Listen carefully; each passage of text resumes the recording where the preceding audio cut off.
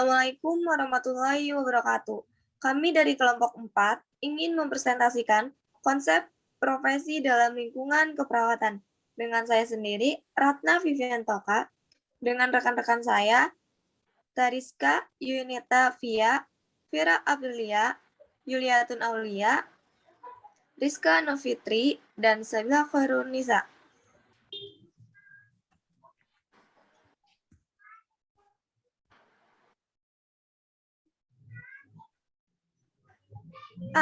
Konsep dan karakteristik profesi. Pengertian profesi. Profesi adalah suatu pekerjaan yang ditunjukkan untuk kepentingan masyarakat dan bukan untuk kepentingan golongan atau kelompok tertentu. Profesi sangat mementingkan kesejahteraan orang lain. Dalam konteks bahasa ini, konsumen sebagai penerima jasa pelayanan keperawatan profesional. 1. Sekian EH 1962, profesi adalah sekumpulan pekerjaan yang membangun suatu norma yang sangat khusus yang berasal dari perayaan di masyarakat. 2.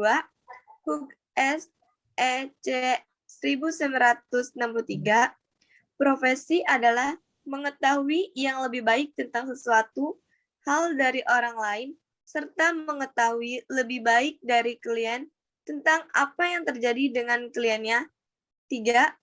Wesley 1964, profesi adalah suatu pekerjaan yang membutuhkan badan ilmu sebagai dasar untuk pengembangan teori sistematis guna menghadapi banyak tantangan baru, memerlukan pendidikan dan pentingnya yang cukup lama, serta memiliki kode etik dengan fokus utama pada pelayanan.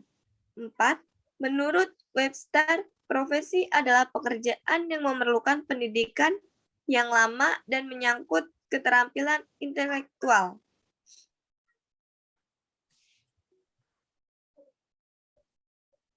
B.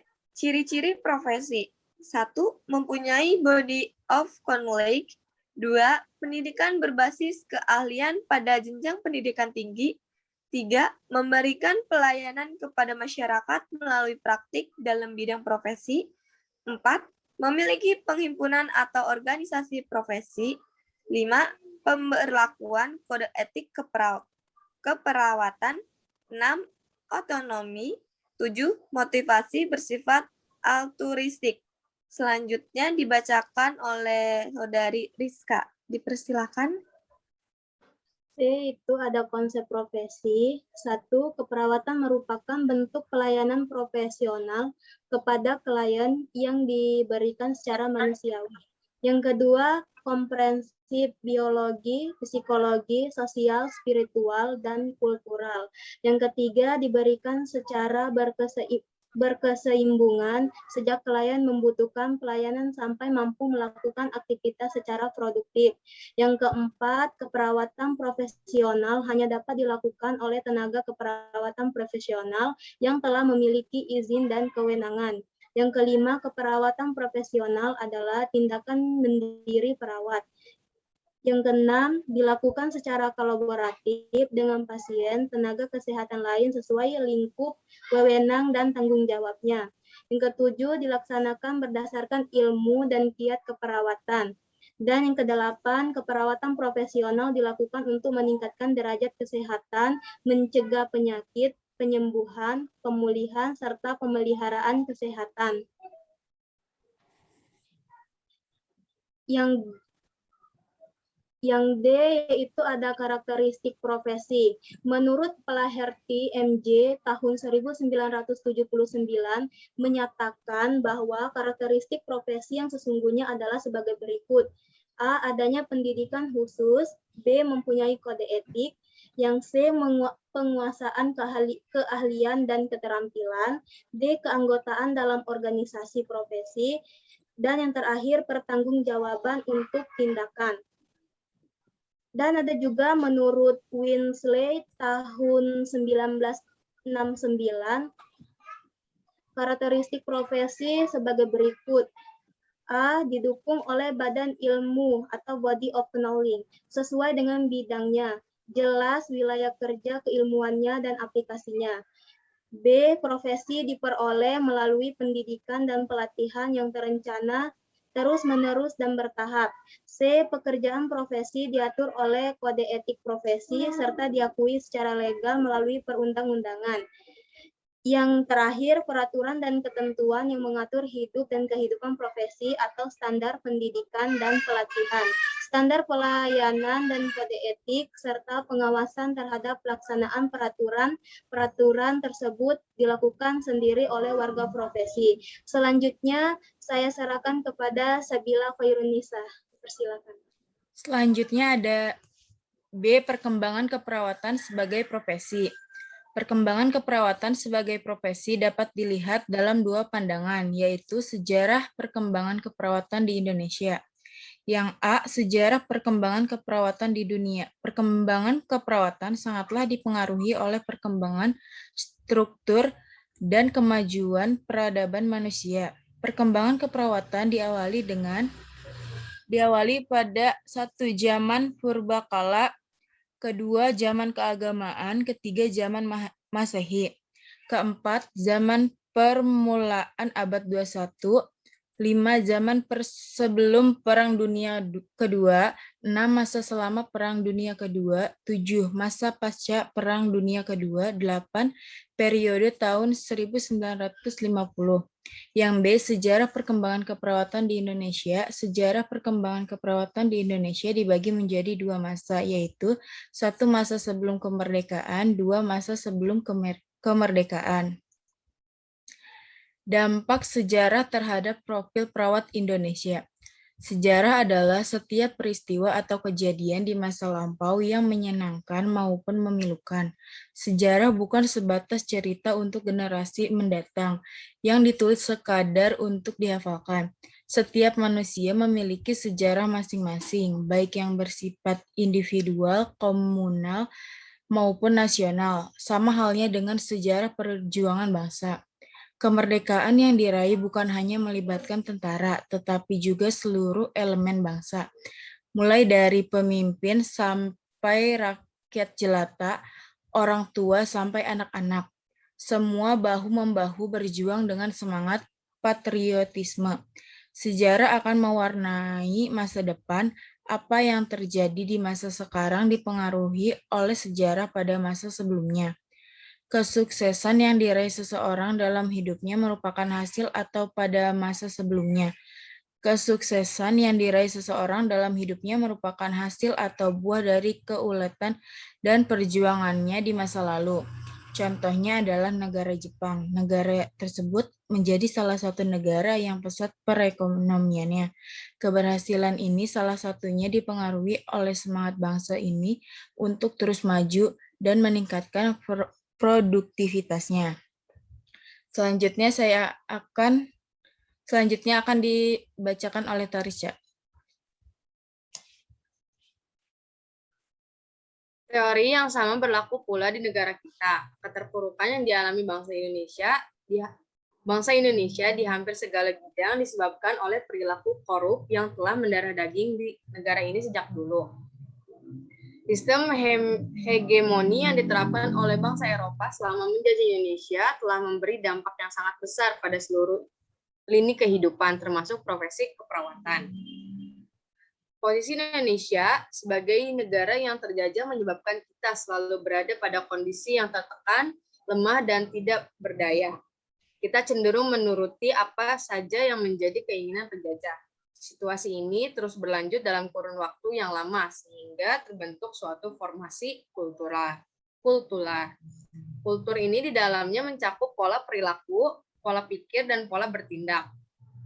Formasi kultural ini terus dipelihara dari generasi ke generasi sehingga menjadi sesuatu yang super organik. Sejarah keperawatan Indonesia pun tidak lepas dari pengaruh penjajahan. Kali ini, penulis mencoba menganalisis mengapa masyarakat menganggap perawat sebagai pembantu profesi kesehatan lain, dalam hal ini profesi dokter. Ini ada kaitannya dengan konsep hegemoni. Seperti dijelaskan di awal, perawat awalnya direkrut dari Boemi Putra yang tidak lain adalah kaum terjajah. Sedangkan dokter didatangkan dari negara Belanda, sebab pada saat itu di Indonesia belum ada sekolah kedokteran. Sesuai dengan konsep hegemoni, posisi perawat di sini adalah sebagai subaltern yang terus-menerus berada dalam cengkraman kekuasaan dokter Belanda. Kondisi ini menyebabkan perawat berada pada posisi yang termarginalkan. Keadaan ini berlangsung selama berabad-abad sampai akhirnya terbentuk formasi kultural pada tubuh perawat. Selanjutnya, posisi perawat sebagai subaltern yang tunduk dan patuh mengikuti apa keinginan penjajah kelama-lamaan sebagai bagian dari karakter pribadi perawat. Akibatnya, muncul stigma di masyarakat yang menyebut perawat sebagai pembantu dokter. Karena stigma tersebut, peran dan posisi perawat di masyarakat semakin termarginalkan. Kondisi semacam ini telah membentuk karakter dalam diri perawat yang pada akhirnya berpengaruh pada profesi keperawatan secara umum. Perawat menjadi sosok tenaga kesehatan yang tidak mempunyai kejelasan wewenang atau ruang lingkup. Orientasi tugas perawat dalam hal ini bukan untuk membantu klien mencapai derajat kesehatan yang optimal, melainkan membantu pekerjaan dokter. Perawat tidak diakui sebagai suatu profesi, melainkan pekerjaan di bidang kesehatan yang aktivitasnya bukan didasarkan atas ilmu, tetapi atas perintah atau instruksi dokter. Pada akhirnya timbul sikap makmur perawat terhadap dokter. Selanjutnya akan dibacakan oleh Fira Aprilia. Dampak lain yang tidak kalah penting adalah berkembangnya perilaku yang profesional yang keliru dalam perawat. Ada sebagian perawat yang menjalankan praktik pengobatan yang sebenarnya merupakan kewenangan dokter. Realitas seperti ini sering kita temui di masyarakat. Uniknya, sebutan untuk perawat beragam.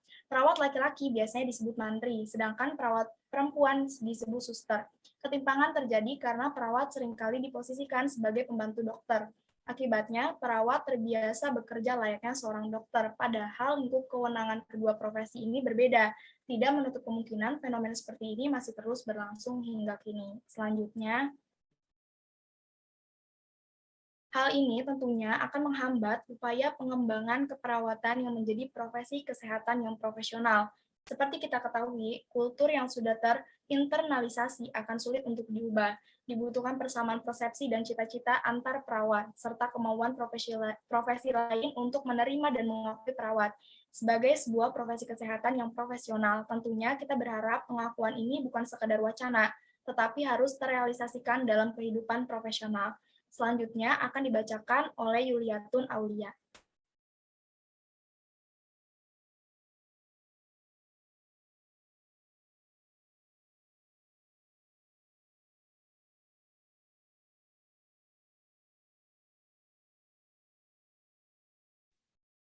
Yuli, sebelumnya maaf, mic-nya dinyalain dulu.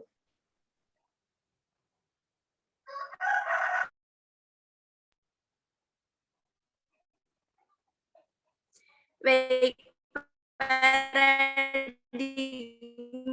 yang kemudian terbentuk karena kondisi perawat merupakan bagian dari benahi perawat terhadap klien.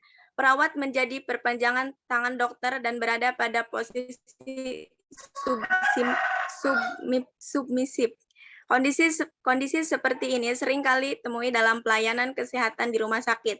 Salah satu penyebabnya adalah masa belum berfungsinya sistem kolaborasi antara dokter dan perawat dengan benar. Jika kita cermati lebih jauh, hal yang berlaku justru sebaliknya. Dokter seharusnya merupakan bagian dari perawatan klien. Seperti kita ketahui, perawat merupakan tenaga kesehatan yang paling sering dan paling lama berinteraksi dengan klien. Selanjutnya, asuhan keperawatan yang diberikan pun sepanjang rentang sehat sakit. Dengan demikian, perawat adalah pihak yang paling mengetahui perkembangan kondisi kesehatan klien secara menyeluruh dan bertanggung jawab atas klien. Sudah selayaknya jika profesi kesehatan lain meminta izin terlebih dahulu kepada perawat sebelum berinteraksi dengan klien. Hal yang sama juga berlaku untuk keputusan memulangkan klien. Klien baru boleh pulang setelah perawat menyatakan kondisinya memungkinkan. Walaupun program terapi sudah dianggap selesai, program perawatan masih terus berlanjut karena lingkup keperawatan bukan hanya pada saat klien sakit, tetapi juga setelah kondisi klien sehat.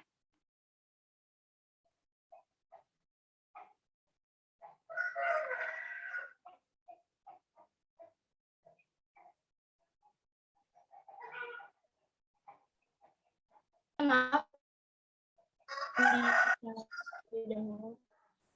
Mungkin itu saja presentasi yang bisa kita sampaikan. Kurang lebihnya mohon maaf. Wabillahi taufik wal hidayah.